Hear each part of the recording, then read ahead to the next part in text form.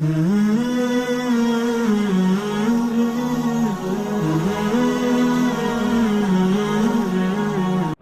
تعالیٰ نے اپنے حبیب صلی اللہ علیہ وسلم کو جو دین دیا جسے اسلام کہا جاتا ہے، یہ دین عملی زندگی سکھاتا ہے انسان کو۔ رسول اللہ صلی اللہ علیہ وسلم سے ایک مرتبہ پوچھا گیا کہ دین کیا ہے؟ آپ نے فرمایا الدین هو النصیحہ، دین بھلائی کا نام ہے، خیر خواہی کا نام ہے۔ پوچھا کس کے لیے؟ فرمایا اللہ کے لیے، اس کے رسول کے لیے اور عام مسلمانوں کے لیے، یعنی اللہ کے بھی حقوق ادا ہوں، اس کے رسول کے بھی حقوق ادا ہوں اور عام مسلمانوں کی بھی حقوق ادا ہوں۔ اور اگر کبھی کوئی حق تلفی ہو جائے تو اللہ نے پھر توبہ کا دروازہ رکھا ہے۔ اللہ کے حقوق کیا ہیں؟ اللہ تعالیٰ نے جو چیزیں ہم پہ فرض کی ہیں ہم ان کو پورا کریں۔ 5 نمازیں فرض کی ہیں، 5 وقت نماز ادا کریں۔ رمضان کے روزے فرض کیے، روزے رکھیں۔ رسول صلی اللہ علیہ وسلم کا حق کیا ہے؟ آپ صلی اللہ علیہ وسلم کا حق یہ ہے آپ صلی اللہ علیہ وسلم پر درود شریف پڑھا جائے۔ یا ایھا الذین آمنوا صلوا علیہ وسلموا تسلیما، صلاۃ بھی پڑھو اور سلام بھی۔ صلاۃ اور سلام میں فرق یہ ہے کہ سلام کہتے ہیں سلامتی کو، یعنی ہر قسم کے عیب سے، عذاب سے سلامتی، مصیبتوں سے سلامتی، اور درود کا مطلب ہے خصوصی رحمت، عام رحمت سے بھی بڑے درجے کی رحمت۔ تو ہمیں حکم ہے کہ یہ نبی کے لیے دعا پڑھا کرو، دعا مانگا کرو۔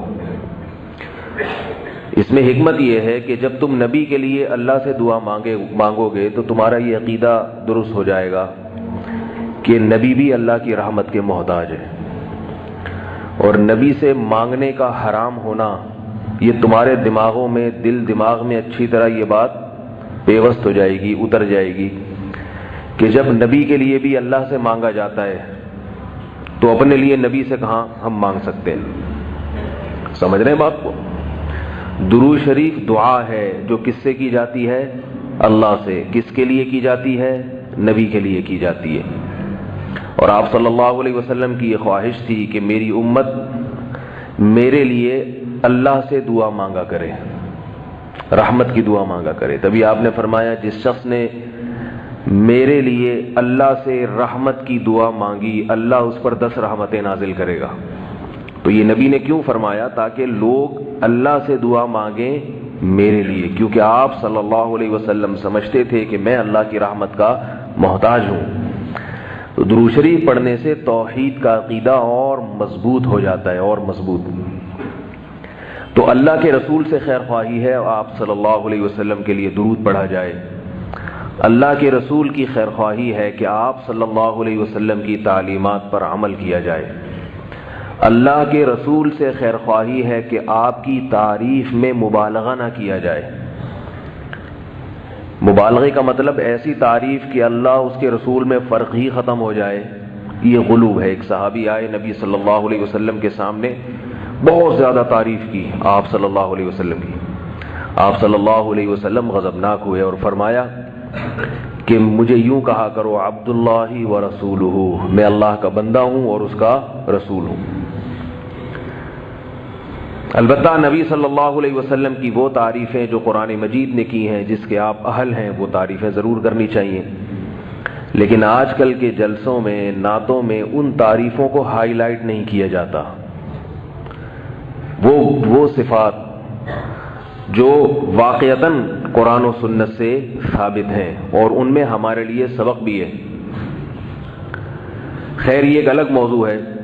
تو اللہ اس کے رسول سے خیر خواہی کا مطلب، اور تیسری چیز آپ صلی اللہ علیہ وسلم نے فرمایا کہ وہ کیا ہے؟ عام مسلمانوں سے خیر خواہی۔ عام مسلمانوں سے خیر خواہی میں پھر درجات ہیں۔ سب سے پہلے آپ کے رشتہ دار ہیں، آپ ان کا حق ادا کر رہے ہو کہ نہیں کر رہے؟ والدین ہیں، رشتہ دار ہیں، پھر پڑوسی ہیں، پھر آپ کے ساتھ دفتروں میں کام کرنے والے، ان کے ساتھ کیسا سلوک ہے، پھر اپنے جن کے آپ ملازم ہیں، کیا ان کو کام آپ پورا کر کے دے رہے ہیں؟ تنخواہ پوری لیتے ہیں تو کام پورا کر کے دے رہے ہیں ملازمین؟ یہ ساری چیزیں ہیں ایک جو معاشرے میں رہنا سکھاتی ہیں انسان۔ یہ ہے اصل دین۔ پھر ہمیں ہمارے نبی صلی اللہ علیہ وسلم نے اللہ کے حکم پر 2 عیدیں بھی دی ہیں، کیونکہ ہر قوم کا ایک تہوار ہوا کرتا ہے۔ آپ صلی اللہ علیہ وسلم فرمائے لِكُلِّ قَوْمٍ عِيدٌ، ہر قوم کے لیے ایک عید کا دن ہوتا ہے، وَلَنَا عِيدان، اور ہمارے لیے کتنے ہیں؟ 2۔ تو دیکھو بھائی، نبی صلی اللہ علیہ وسلم نے ہر قوم کے لیے ایک عید، اور ہمارے لیے عیسائیوں کی کرسمس کتنی ہوتی ہے؟ 1۔ یہودیوں کا ایک تہوار، ہندوؤں کا ایک تہوار، مسلمانوں کے 2۔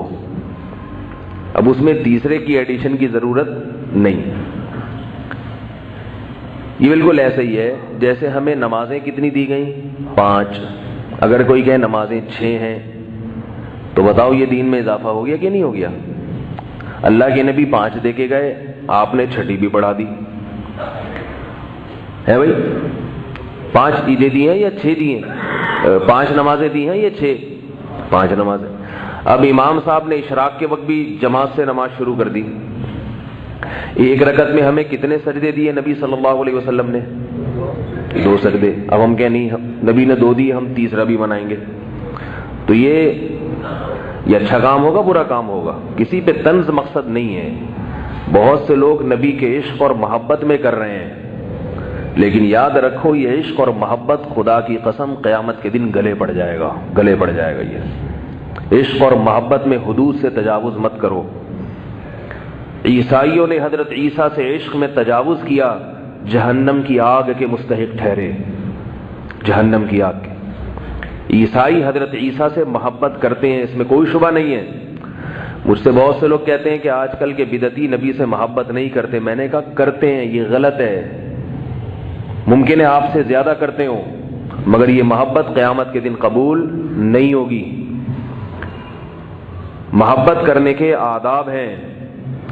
کیا عیسائی حضرت عیسیٰ سے محبت نہیں کرتے؟ یقیناً کرتے ہیں، مگر یہ محبت مقبول نہیں ہے، کیونکہ حضرت عیسیٰ علیہ السلام کے معجزوں کو دیکھ کر عیسائی یہ سمجھے کہ حضرت عیسیٰ کے پاس بھی خدائی طاقتیں ہیں، حالانکہ معجزہ اللہ کی طاقت کی دلیل ہوتی ہے، پیغمبر کی طاقت کی دلیل نہیں ہوتی۔ معجزہ تو اللہ ظاہر کرتے ہیں، ہاتھ پیغمبر کا ہوتا ہے۔ معجزے میں پیغمبر کے ارادے تصرف کا قطعاً کوئی دخل نہیں ہوتا۔ جو یہ سمجھتا ہے کہ معجزہ پیغمبر کے ارادے اور پیغمبر نے اپنی قوت سے کیا ہے، وہ اسلام سے خارج ہے، کیونکہ پیغمبروں کو اسباب سے ہٹ کے کچھ بھی کرنے کی طاقت نہیں ہوتی، اور نہ اللہ یہ طاقت پیغمبروں کو دیتے ہیں۔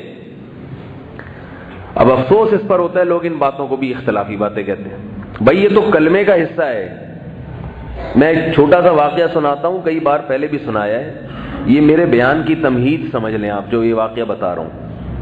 لوگ کہتے ہیں نہیں ادھر جاؤ، وہ چینل والوں کے پاس جاؤ، وہ اپنی طرف گھسیٹ رہا ہے، ادھر وائٹ والوں کے پاس آؤ، یہ اپنی طرف گھسیٹ رہے ہیں، یہ کیا ہے؟ مولوی لڑا رہے ہیں آپس میں۔ میرے بھائی مولوی لوگ لڑا رہے ہیں، بعض لڑا رہے ہوتے ہیں اور بعض اس لڑائی میں بچاؤ کا کام کر رہے ہوتے ہیں۔ بعض دفعہ بچاؤ کرنے والے کو بھی پھڈے باز کہہ دیا جاتا ہے۔ حضرت مفتی شفیع صاحب رحمہ اللہ تعالی سے کسی نے کہا کہ یہ مولوی لوگ اپنے آپ کو دین کا ٹھیکیدار کیوں سمجھتے ہیں؟ دین کا ٹھیکیدار کیوں سمجھتے ہیں کہ ہم سے پوچھو، ہم جو کہہ رہے ہیں وہ صحیح ہے؟ انہوں نے فرمایا ٹھیکیدار نہیں، چوکیدار۔ ٹھیکیدار میں اور چوکیدار میں فرق ہے۔ ٹھیکیدار وہ ہوتا ہے جس نے ٹھیکہ لیا ہوا، اس کی مرضی سے ہوگا۔ چوکیدار وہ ہوتا ہے کہ ہوگا اللہ کی مرضی سے، لیکن یہ چوکیداری کر رہا ہے کہ وہ غلط چیز کو آنے نہیں دینا اندر۔ علماء کی 2 قسمیں ہوتی ہیں، علماء سوء اور علماء حق۔ علماء سوء قرآن میں ان کا بھی ذکر ہے، علماء حق قرآن میں ان کا بھی ذکر ہے۔ جو علماء کے 2 گروپوں کا انکار کر دے تو وہ قرآن کا منکر ہے۔ ہر دور میں اہل حق بھی رہیں گے اور گمراہ بھی رہیں گے۔ تو علماء سوء کا کام تو ہے دین میں الٹی سیدھی چیزیں داخل کرنا۔